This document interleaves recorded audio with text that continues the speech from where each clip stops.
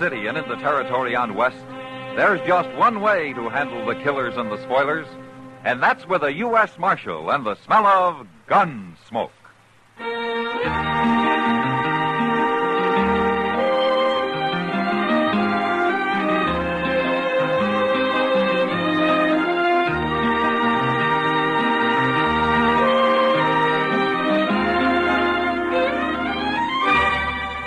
Gunsmoke, starring William Conrad. The transcribed story of the violence that moved west with young America.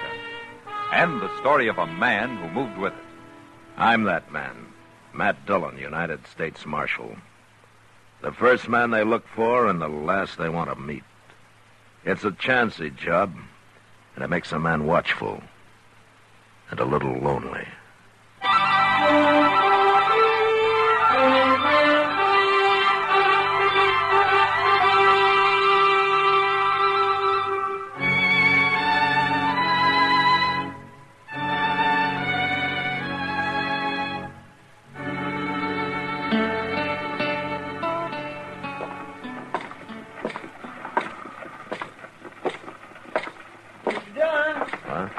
Mr. Dillon? Is there something wrong, Chester? Oh, there's going to be a fight up there by the stage office. You better come, Mr. Dillon. Why, what's the trouble? They're around back of the stage. You can't see them from here. Oh, who is it? A couple passengers. One's a great big man with red hair, about the biggest man I ever seen. Who's the other one? Well, I don't know, but he's kind of old and real thin and poor-looking, like he'd been rode half to death. Oh, that red-headed fellow will ruin him, Mr. Dillon. The size of a man doesn't matter much to a six-gun, Chester. They ain't armed. Neither one of them's carrying no gun. Then they won't get into much trouble. Well, wait till you see him. That big one. He's got hands like shovels, Mr. Dillon. Yeah, I can see him now. Oh, look how he's slapping that poor little fella. If he really hit him, he'd kill him. Oh, stand there. Get your hands up. How can I beat a man who won't fight him? All right, move back, everybody. Let me through. All right, hold it, mister. That's enough.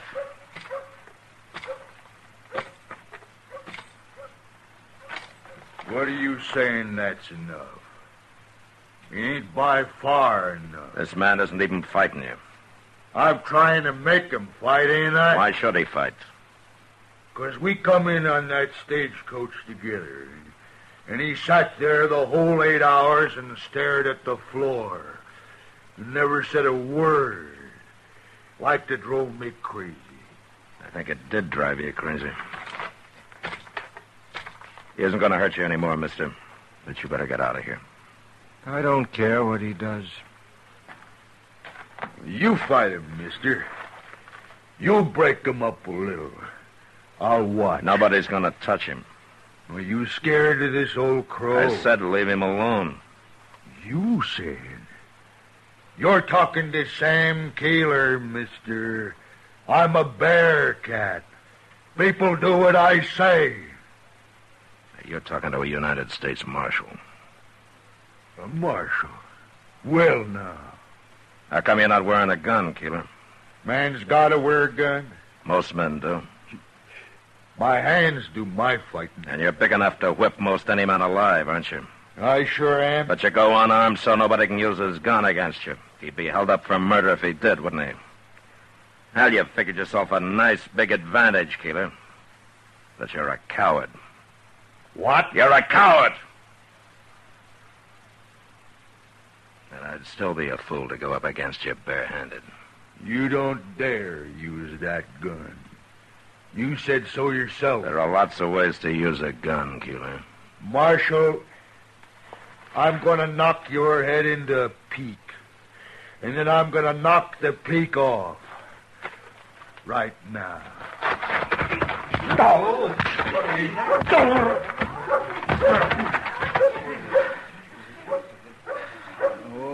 he dropped like a pole-axe steer. You killed a man because of me. I haven't killed him. But he's going to be kind of touchy when he comes to, and you better get out of sight. Men are always fighting, hating each other. Who are you, mister? My name is Seth Tandy, Marshal. Oh, Tandy, if you don't like men fighting, Dodger's no town for you. Chester. Yes, sir. Throw some water on Keeler, and if he wants more fight, tell him I'll be in my office. Okay, Mr. Dillon.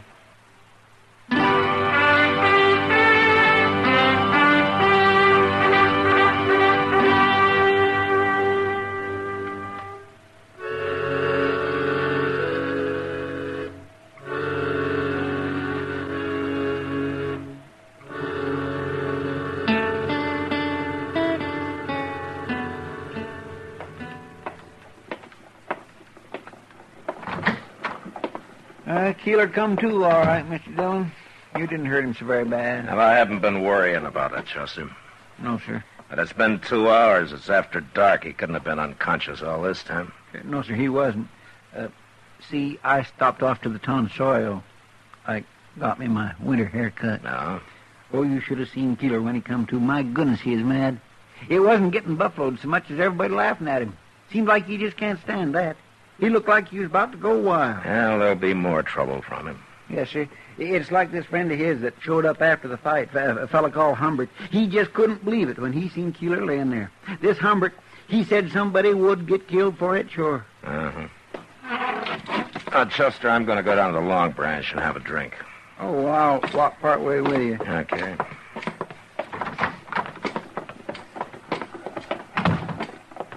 What happened to that Seth Tandy? I don't know.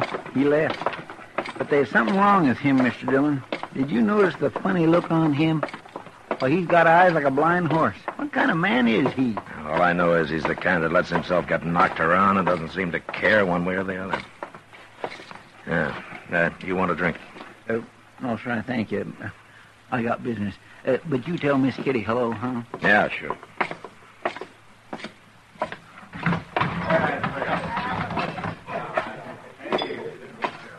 Evening, Matt. Kitty. Is this glass yours? One of the girls brought it over, but she's busy now. That beer pitcher's hers, too. Yeah. Well, I'll leave some money with you and you can give it to her. All right. They say the Santa Fe's going to start laying track of west of here soon. Yeah. More railroad, more people, more trouble. I'm sorry, Kitty. I'm in a poor mood.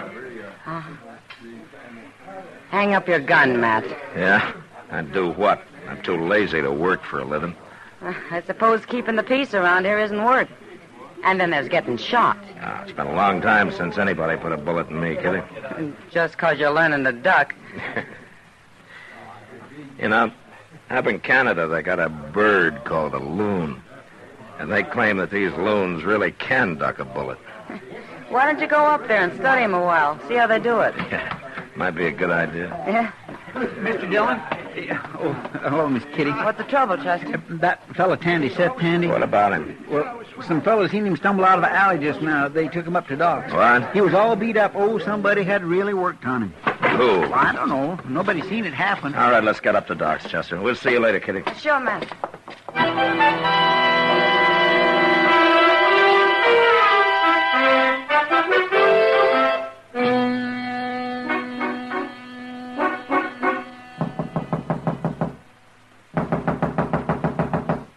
Come in. Come in. Oh, hello, Matt. Chester. Well, How's Tandy, Doc? Well, there's nothing broken that I can find, but he's sure colored up. He's sitting in the back room there if you want to see him. Mm-hmm. Did he say who did it? Oh, he hasn't said a word about anything so far. Maybe you can get him to talk. All right. Let's stand back, Chester. well, okay, Doc.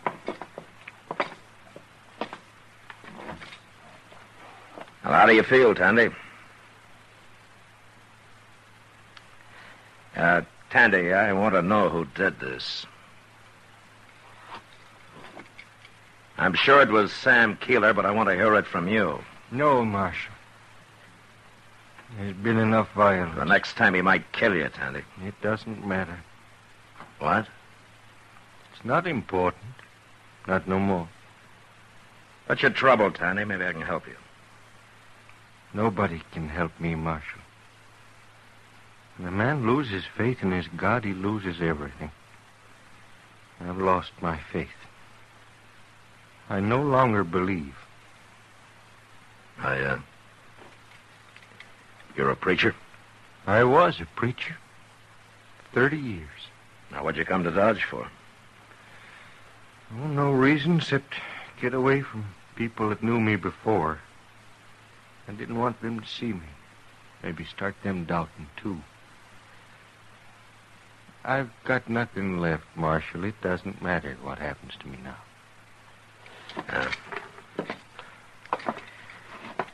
Doc. I heard him. Well, tell him something. I don't know what to tell him. He's a preacher who doesn't believe in God anymore. Oh, Matt, I'm an ignorant frontier doctor. Sure, I can dig bullets out of people. I can sew them up, too. I can shove their bones back into place, but nobody ever taught me how to patch up a preacher who's lost his religion. Don't trouble yourselves about me, gentlemen. I'll be moving on. No. Not tonight, you won't. Now, you can do what you want tomorrow, but tonight either you or Sam Keeler's going to sleep in jail. Jail? I'm not going to let Keeler catch you again tonight. And if you won't say it was him, I can't arrest him. Oh? Well, did he do it? Marshal, I'll sleep in your jail.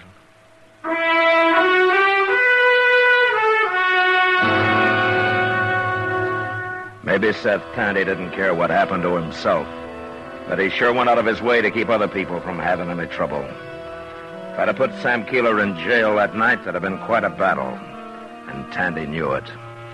So we took him downstairs, and after we found him something to eat, we gave him a blanket and locked him in a cell where he'd be safe. Chester slept in the office with a shotgun by his bed, and after looking the town over for a couple of hours, I went to my room. It was just after daylight when I was awakened. Dillon! What? Wake up, Mr. Dillon! What? Mr. Dillon! Oh, Chester, stop the racket and come on in. The door's unlocked. Oh.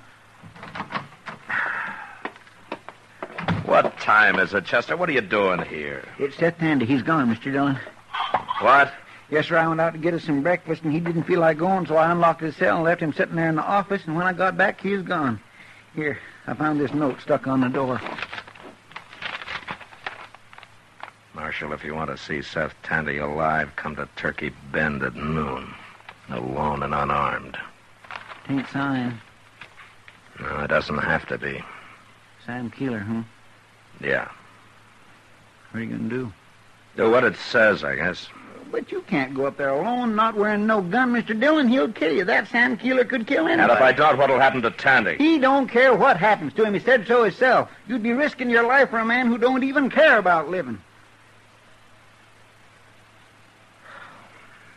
Chester, go to the stable and get my horse while I'm dressing, will you? Then you're going to do it? And take the rifle boot off my saddle. I won't be needing it this time.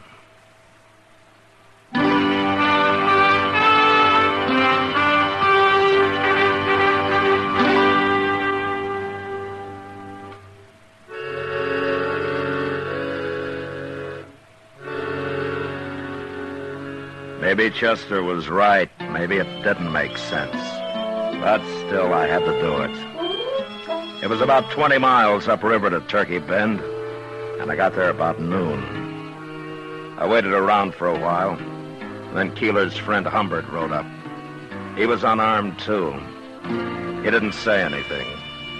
He just looked me over carefully before he motioned me to ride upstream ahead of him. About a half hour later, we reached their camp. Keeler was there and Seth Tandy, sitting on a small pile of cottonwood logs, staring blankly at the fire. We got on and went up to him. He was there at noon, Keeler, real prompt. Marshal does things right. Don't you, Marshal? Yeah, sometimes. Well, you done this right. You come alone and you ain't armed. You done your part. And I done mine. There's your friend Tandy. And he's still alive. What do you want, Keeler? I'll tell you, Marshal. You had everybody laughing at me back in Dodge. I don't like that. I can't stand people laughing at me. What's that got to do with Seth Tandy? Started over him, and it's going to finish over him. What do you mean? I'm going to beat him to death, Marshal. And you're going to stand there and watch me do it. Now, wait a minute, Keeler. And when there's nothing left of him, I'm going to go to work on you. No. You shut up Tandy. I don't care what happens to me, but the marshal came risking his life. He did for sure, Tandy. Wait a minute, Keeler. Now, what do you want, Humbert? You told me you were going to have a little fun. You didn't say nothing about killing people. What? I don't like this. I don't want no part of it.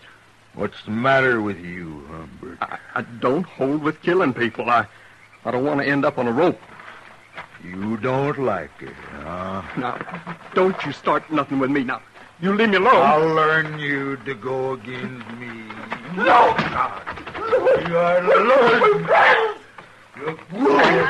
I didn't mean nothing. Get out of my way, Tandy. I want one of those logs.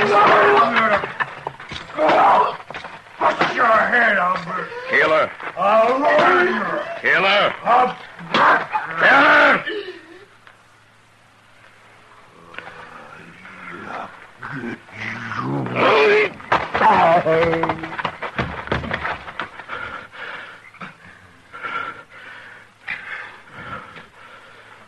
You framed him, Marshal.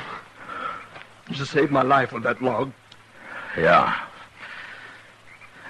Your life and Tandy's and probably mine. I got a gun over here in my blanket, Marshal. I'll give it to you before it comes to. Okay. Marshal, Yeah, what, Tandy? you came here knowing you might be killed. Well, there's always a chance of that. But you came, willing to sacrifice your life to save mine, and knowing mine's worthless. You listen to me. No man's life is worthless, Tandy. Whether he thinks so or not. I can see that now. Well, you riding on from here? Oh, no, Marshal. I'm going back. My foot standeth in an even place. In the congregations will I praise the Lord.